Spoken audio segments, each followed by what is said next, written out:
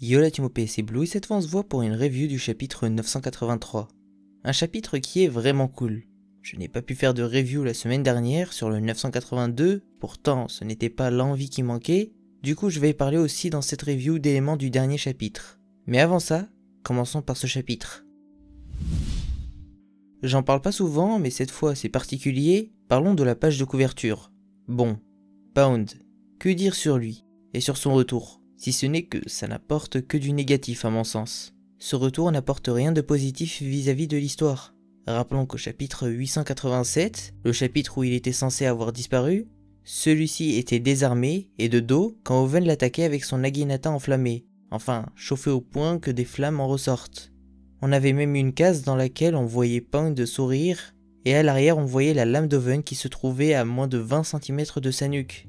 Puis au niveau de la mise en scène et du découpage, l'acte en lui-même a été coupé et on voyait par la suite seulement la lame d'Oven mais couverte de sang. Le Jump historiquement a publié des mangas où on voit des scènes beaucoup plus hard que ça. Ce magazine a même publié des mangas plutôt sombres pour des japonais comme Gend Hiroshima. Donc ne pas faire mourir Pound, c'est pas un choix pour rentrer dans les codes du magazine. Mais ça semble être un choix personnel d'Oda. S'il ne comptait pas le faire mourir, pourquoi cette scène et pourquoi cette mise en scène ? Pourquoi placer cette scène si c'est pour qu'elle perde de son sens quelques dizaines de chapitres plus tard ? En plus de faire en sorte que le seul passage intéressant de ce personnage, car oui, Pound est intéressant que de par sa mort, devienne inintéressant. Qui plus est, ce passage ridiculise encore une fois l'équipage de Big Mom. Oven n'a pas été capable de tuer quelqu'un qui était de dos, qui n'était pas un combattant et qui était désarmé, alors qu'il avait une lame chauffée au max et qui laissait s'échapper du feu. Faut vraiment être nul pour louper Pound. Mais bon, ça nous oriente sur une chose. Si Oda n'arrive pas à faire crever un random comme Pound, comment peut-il faire crever un Mugiwara ? Même si on ne sait pas si ça va arriver, on n'a plus cette crainte, car il n'arrive même pas à faire crever des randoms. Et si on sait d'emblée qu'ils vont tous s'en sortir à chaque fois, il y a moins d'enjeux à mon sens. Donc, c'est pour ça que je dis que ce retour n'apporte que du négatif. Maintenant, passons au début du chapitre. L'un des cadres et personnages qui a encore une bonne image dans l'équipage de Big Mom, c'est-à-dire Perospero, a pu monter la cascade en solitaire. Il est vraiment tenace. Il a l'air plein de rancune vis-à-vis des Mugiwara, de King ainsi que de Marco, et s'approche de Nigashima. Il semble préparer une chose. Il dit que les gagnants de cette alliance seront l'équipage de Big Mom, et s'il affirme ça, c'est qu'à mon sens, il a un plan, car celui-ci est seul, et malgré son intelligence et son fruit qui est très cool, il n'a pas une force conséquente pour faire pencher la balance. C'est sûrement en partie pour ça qu'il n'est pas devenu Sweet Commanders, malgré le fait qu'il soit l'aîné, et malgré le fait qu'il ait au sein de l'équipage une certaine aura. Pour faire pencher la balance, il n'y a pas mille options. Attaquer une calamité ne ferait que retourner l'équipage de Kaido, et Kaido contre lui et contre Big Mom, alors qu'ils sont que deux dans le secteur. Du coup, la seule option qui pourrait rester, c'est de tenter d'attaquer Kaido lui-même de manière fourbe. Kaido pourrait se laisser approcher par Perospero vu qu'il pense certainement que tous les enfants de Big Mom ont accepté cette alliance, et vont la suivre. C'est peut-être ça le plan de Perospero. Trouver un moyen de s'occuper de Kaido pour faire pencher la balance. Je ne dis pas qu'il va réussir, mais que son plan pourrait être de s'occuper de lui, car c'est la seule défaite dans l'équipage des 100 bêtes qui pourrait faire pencher la balance de leur côté. Mais il pourrait aussi, selon Bro de mon serveur, être seulement venu en repérage. En effet, à la fin de l'arc Whole Cake, nous avions vu qu'il pouvait transporter des personnes sur sa vague. Il avait transporté Big Mom. Donc il aurait pu en faire de même avec Daifuku et Smoothie qui ont potentiellement une puissance équivalente, voire supérieure à la sienne pour le cas de Smoothie. Mais il y est allé en solo. Et donc c'est peut-être pour faire du repérage. C'était peut-être pour venir plus vite qu'il n'a pris personne avec lui. Donc il serait juste là pour préparer leur retour. Par la suite on a une scène dans le domaine de Black Maria dans lequel on voit Usopp et Chopper fuir dans un tank. Ce tank semble avoir une option pilote automatique pour fuir quand il y a un danger. Et ces deux-là parlent du groupe de Nami qui était poursuivi par Big Mom. Et dans ces discussions, Usopp dit à Chopper qu'étant donné que Sanji est avec elle, elle devrait pouvoir s'en sortir. On a par la suite un retour sur le groupe de Nami, et on apprend que Sanji les a quittés et leur a dit « Je vais continuer à chercher des filles ». Bon, je vois mal Sanji laisser Nami sans protection alors qu'elle est poursuivie par Big Mom, surtout pour une raison aussi obscure. Il est évident qu'il n'est pas premier degré, mais bon, les fans de Zoro ont sauté sur l'occasion pour tacler Sanji. Ils sont sûrement encore sous le choc du 500 mètres haies que Zoro avait fait quand il a vu Apu. Sanji a sûrement un plan, et n'implique pas Nami et les autres dedans pour une raison qui nous est inconnue. Peut-être parce que son plan est dangereux. Il pourrait par exemple tenter de bloquer Big Mom, ou a un plan pour l'empêcher de les poursuivre, que ce soit physiquement, ou avec des éléments comme la bouffe vu que Big Mom semble être dirigé par son estomac. Le groupe de Nami se dirigeait vers un endroit spécial selon Big Mom, une salle où ils ne pourront pas fuir.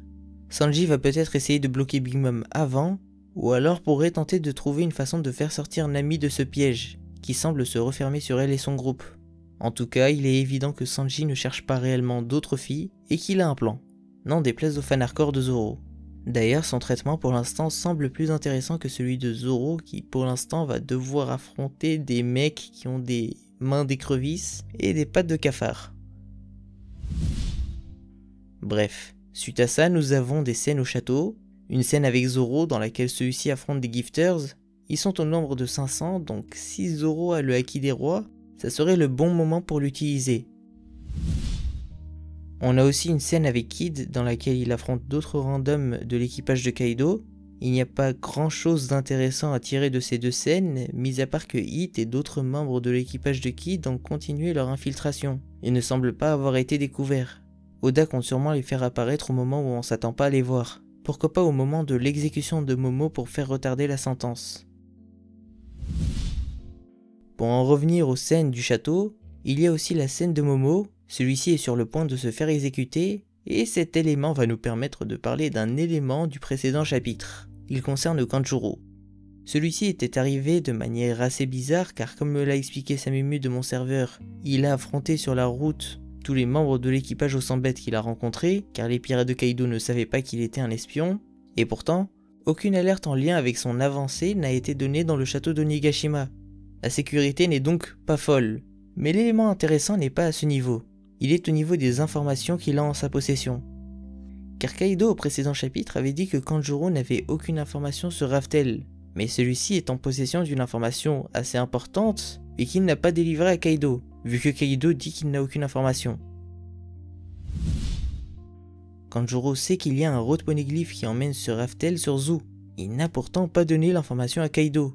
Il sait aussi accessoirement que Robin est là et qu'elle sait lire les poneglyphes, chose qui pourrait potentiellement aider Kaido. Mais là aussi, il n'en touche pas un mot. Kanjuro ne révèle donc rien de pertinent à Kaido. Est-ce qu'il y a un problème de communication ou est-ce que Kanjuro fait exprès? J'en avais d'ailleurs parlé avec Renoa, un youtubeur One Piece, big up à lui, qui m'avait donné en privé le nombre d'informations que Kanjuro avait en sa possession et qu'il n'a pas transmis, et le nombre est assez conséquent. Il savait que Udon était entre les mains de Luffy et des prisonniers, mais il n'a pas transmis cette information à Orochi. Et même si on se dit il l'a fait en off, là le problème vient plutôt d'Orochi, car celui-ci n'a transmis cette information ni aux Calamités, ni à Kaido, vu que Queen ne le savait pas. Mais le problème ne disparaît pas. Kanjuro sait aussi que Nekomamushi comptait venir avec Marco et des alliés, pourtant là aussi, il ne semble l'avoir révélé ni à Kaido ni à Orochi, vu qu'Orochi pensait pouvoir contrer l'alliance seulement en détruisant des ponts, et n'était pas au courant qu'il y aurait une aide externe qui arrivait. Et il y en a plein d'autres. C'est à se demander dans quel camp Kanjuro se trouve, car il semble favoriser autant le groupe de Kaido en leur disant qu'il y a une rébellion, et en apportant Momo, que le groupe de Kinemon en ne disant pas tout ce qu'il sait. Kanjuro sait aussi que Iori est en vie, mais quand le shogun parlait de faire disparaître Momo pour tirer un trait sur le rideau des Kozuki, il ne lui dit pas qu'il reste Iori qui est une Kozuki encore en vie, vu qu'il a l'information, et le laisse se ridiculiser et dire quelque chose de faux. Donc à mon sens, les questions se posent. Kanjuro a-t-il vraiment trahi les Fourreaux Rouges? S'il les a vraiment trahis et qu'il ne révèle pas toutes ces informations, toutes celles dont on a parlé plus tôt, pour une raison X ou Y du genre je ne pensais pas que c'était pertinent, il n'est vraiment pas futé. Et c'est clairement une facilité scénaristique de la part d'Oda, car non, Kanjuro est très futé. Assez futé pour avoir dupé tout ce monde pendant 20 ans. Enfin, pendant 20 ans, vous avez compris. Mais si Kanjuro n'est pas vraiment avec Kaido et Orochi, et qu'il a changé aux côtés d'Oden, je ne sais pas comment je prendrais ça. Parce que d'un côté, ça serait bien joué de sa part, mais d'un autre côté, c'est du déjà vu, le « je suis un méchant mais je change aux côtés des gentils », les gentils que j'ai infiltrés. Bref, par la suite on passe à un affrontement entre Luffy et Ulti. Ulti, qui semble être la sœur de Page One vu que dans leur échange, il l'appelle Aneki, celle-ci met un coup de tête à Luffy et le choc produit des éclairs noirs, la marque du choc entre Haki des rois. Donc Ulti semble posséder ce Haki, ce qui n'est pas vraiment étonnant pour une ancienne capitaine pirate qui est devenue Tobiropo, poste occupé par ceux qui peuvent devenir commandants de Yonko de Kaido, et poste que Diez Drake, un des supernovas les plus réputés selon Shaki, occupe. Bref, après ce choc, Luffy a été repoussé, mais il est resté conscient. Et Ulti, malgré le fait qu'elle ne le voie pas, est restée sur ses gardes, car elle ressentait son Haki. Cette utilisation du Haki pour détecter les personnages et être détecté est remise en avant, et ça faisait longtemps qu'Oda ne l'avait pas utilisé. Cette scène montre aussi qu'Ulti n'est pas une random, et qu'elle combat intelligemment, ce qui est confirmé par les scènes qui suivent. Luffy attaque Ulti et avance super rapidement, il envoie Ulti au sol, puis attaque Page One avec un Grizzly Magnum. Puis Ulti revient, transformé complètement, et parvient à immobiliser Luffy. Elle l'immobilise au point que celui-ci pense à utiliser le Gear 4 pour se libérer de son emprise. C'est dire la force et l'intelligence au combat qu'elle a, car elle allait clairement le terminer. Mais Yamato, le fils de Kaido, arrive et la met KO. Ulti l'a vu venir comme nous le voyons dans la dernière case, mais n'a pas pu esquiver l'attaque de Yamato. Encore une fois, on a une illustration de la transformation complète des Zoan qui nous montre leur faiblesse. En forme complète, oui, ils sont plus forts, mais aussi beaucoup plus vulnérables car ils ne peuvent pas esquiver comme des humains, comme Kaido face à Luffy, Page One face à Luffy, ou Ulti face à Yamato, ou encore Diez Drake face au Pacifista. Oda semble poursuivre l'affaiblissement des Zoan, ou du moins commence à fixer leurs limites, assez bas comme pour les Logia pour les rendre atteignables par Luffy, des limites qu'on ne voyait pas vraiment dans l'arc Enies Lobby, mais qu'Oda montre de plus en plus. D'un côté, je comprends la démarche de les affaiblir pour les rendre atteignables par les Mugiwara. Mais d'un autre côté, j'espère qu'Oda ne va pas trop les affaiblir comme il l'a fait pour les Logia en mettant en place le Haki pour les contrer, car les Logia sont d'un coup devenus moins impressionnants. Et là, s'il affaiblit trop les Zoan, eux aussi symboliquement verront leur image se ternir.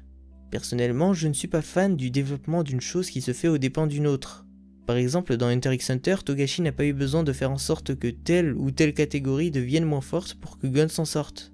C'est un piège dans lequel il n'était pas tombé, car dès le début, les règles concernant le nen étaient établies, puis se sont enrichies. Contrairement à OP où on a vu les pouvoirs, que ce soit les différents types de fruits, ou le Haki, ou encore le Rokushiki, arriver peu à peu, et ça pour réguler les rapports de force. Comme quoi, Oda ne prépare pas toujours tout à l'avance. Bref. Pour en revenir à Ulti, je trouve que son Zoan lui correspond bien. Ce dino est souvent représenté comme étant impulsif et agressif dans les films ou dans les jeux vidéo, du coup je trouve que ça lui correspond bien, et ça matche bien avec son tempérament. Quant à Yamato, il a des menottes, et si elles sont en granit, elles l'empêchent potentiellement d'utiliser son Zoan, s'il en a un. Et elle limiterait ses capacités, comme pour Luffy et Kid lorsqu'ils étaient à Udon. Mais malgré ça, il aurait un level assez haut pour one-shot Ulti, ce qui promet. S'il a un Zoan antique, personnellement je verrais bien le Vélociraptor, car il semble rester que celui-ci dans les dinos les plus connus, et ça justifierait son incroyable vitesse. Ses chaînes et ses cordes font penser à Oden, j'ai vu diverses théories dessus, et j'ai pensé à quelques-unes d'entre elles, et je vais vous les partager. La première option serait qu'il soit un bon acteur, qu'il soit fourbe, et joue l'allié de Luffy pour mieux l'avoir plus tard. Ce qui ferait de lui un giga mastermind qui manipule Luffy. Le chapitre se termine par un commentaire qui dit « ami ou ennemi », donc le fait qu'il soit un allié n'est pas une chose actée.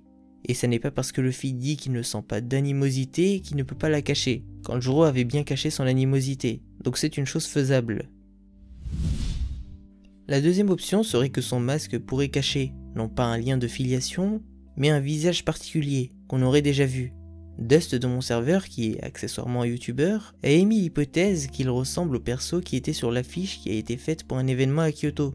Il s'agirait du personnage blond, et Oda aurait réutilisé le chara design, et pourquoi pas aurait fait en sorte qu'il ait un Zoan lié à la créature mythologique qui est derrière lui, la Nuée, qui est une sorte de chimère de la mythologie japonaise. Celui-ci semblait d'ailleurs sur l'image plus grand que les Mugiwara, ce qui ferait sens avec la taille de Yamato, qui dans ce chapitre semble faire au moins 2 fois la taille de Luffy. Une autre hypothèse intéressante serait qu'il ait connu Ace lorsque celui-ci est venu sur Wano, et que c'est pour cette raison qu'il a dit à Luffy « je t'attendais tout ce temps ». Ace aurait parlé de Luffy à ce personnage pendant son séjour sur Wano, et donc ça serait pour ça que Yamato dit qu'il l'attendait, car il le connaissait de par Ace. Une autre option intéressante serait que ce qu'il a dit soit en lien avec le message qu'Oden avait laissé à Toki, et que c'est par rapport à ça que Yamato a dit qu'il attendait Luffy. En effet, plus tôt dans l'arc, et plus tôt dans l'histoire, Oden avait parlé du fait que Luffy, sans savoir que c'était lui, allait apparaître à Wano dans les 20 prochaines années. Il l'avait dit à Toki dans une lettre. Dans celle-ci, il avait dit « Dans 20 ans, les protagonistes de cette guerre immense vont surgir dans le Nouveau Monde. » Et donc pour moi, ce serait par rapport à cette information que Yamato a dit qu'il attendait Luffy. Mais comment Yamato pourrait-il être au courant? Comment pourrait-il être au courant de cette information qui était dans une lettre que Toki elle-même a déchirée? Pour moi, il y a deux options. La première est qu'il se pourrait qu'après la mort d'Oden, Kaido ait fait un enfant à Toki, dans des conditions qui ne nous seront pas révélées dans le manga, mais dans des éléments annexes comme pour Violet et Doflamingo. Ces conditions expliqueraient pourquoi Yamato semble détester son père. S'il est le fils de Toki, ça explique pourquoi il porte ce masque. En effet, ce masque est celui d'Anya. Il est dans le folklore considéré comme étant le fantôme d'une femme revenue sur Terre pour assouvir sa vengeance, ce qui ferait sens avec l'histoire de Toki, et la malédiction, entre guillemets, qu'elle aurait lancée sur Orochi, et ça ferait sens avec ce qu'elle a vécu en tant que femme d'Oden. Et donc, elle lui aurait transmis son histoire et ses informations, et ça serait à la fois pour ça qu'il déteste son père, et pour ça qu'il porte ce masque, mais aussi pour ça qu'il attendait Luffy. Mais il se peut aussi qu'Oden ait fait un enfant à Toki pendant la période où il faisait le pitre, et que Kaido, par respect pour lui, vu qu'il semblait avoir de l'estime, l'a recueilli, comme Garp avait recueilli le fils de Roger. En tout cas, un lien avec Toki est à mon sens plus qu'envisageable, au vu du masque, et au vu du fait qu'on n'a pas vu Toki mourir. Donc elle a dû avoir un impact sur des événements qui nous sont inconnus. Son aventure ne s'est pour moi pas arrêtée au moment où elle a envoyé Momo et son groupe 20 ans dans le futur. Elle a pour moi continué son aventure et a pu raconter tout ça à Yamato. Yamato qui serait son dernier enfant, ce qui expliquerait tout ce qu'on a dit plus tôt, pourquoi le masque, pourquoi il attendait Luffy, mais aussi ce lien visuel avec Oden. J'ai vu passer une chose intéressante par rapport au chara-design de Yamato. J'ai vu passer ça sur Twitter, mais en gros par rapport à la rivalité qu'il y avait entre Kaido et Oden, leurs fils respectifs ressemblent à leur rival. Le fils d'Oden a le même Zoan que Kaido, et le fils de Kaido porte la même tenue qu'Oden.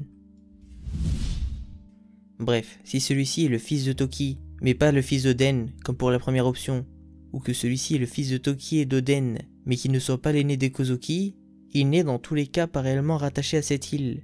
Il se pourrait donc que le parallélisme avec Oden soit poussé au point que celui-ci embarque avec Luffy et l'accompagne sur Raftel, car celui-ci, contrairement à Momo, n'a pas de responsabilité vis-à-vis de Wano, enfin, n'est pas disposé à devenir shogun, vu qu'il n'est pas l'aîné des Kozuki.